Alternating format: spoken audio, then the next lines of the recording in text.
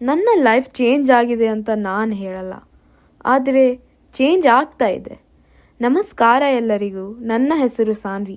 ಇವತ್ತು ನಾನು extra curricular activities ಬಗ್ಗೆ ಮಾತಾಡೋಕ್ಕೆ ಬಂದಿದ್ದೀನಿ. ಇಂಟರ್ನೆಟ್ಟಲ್ಲಿ ಓದಿದ್ದು ಹೇಳೋಕ್ಕೆ ಅಲ್ಲ, ನನ್ನ ಓನ್ ಎಕ್ಸ್ಪೀರಿಯನ್ಸ್ ಶೇರ್ ಮಾಡೋಕ್ಕೆ ಬಂದಿದ್ದೀನಿ.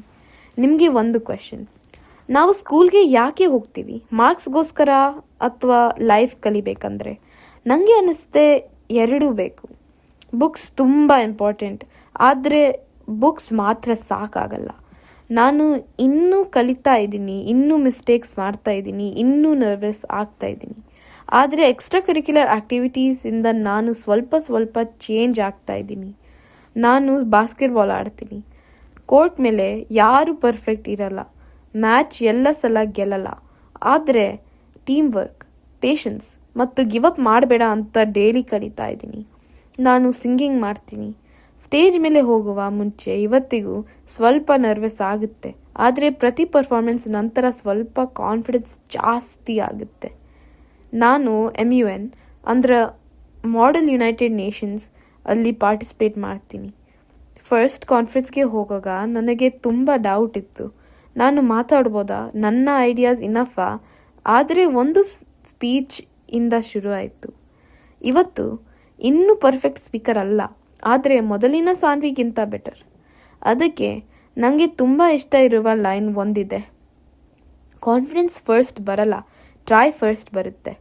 ನಾನು ವಾಲಂಟಿಯರಿಂಗ್ ಕೂಡ ಮಾಡ್ತೀನಿ. ಅಲ್ಲಿ ನನಗೆ ಒಂದು ಇಂಪಾರ್ಟೆಂಟ್ ಲೆಸನ್ ಸಿಕ್ತು.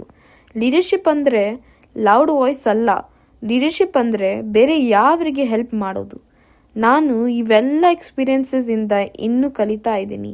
ಆದರೆ ಒಂದು ವಿಷಯ ಗೊತ್ತಾಯಿತು, ಸ್ಕೂಲ್ ನಮಗೆ ಎಕ್ಸಾಮ್ಸ್ ಪಾಸ್ ಮಾಡೋಕ್ಕೆ ಮಾತ್ರ ಪ್ರಿಪೇರ್ ಮಾಡಲ್ಲ, ಲೈಫ್ ಫೇಸ್ ಮಾಡೋಕ್ಕೆ ಪ್ರಿಪೇರ್ ಮಾಡುತ್ತೆ.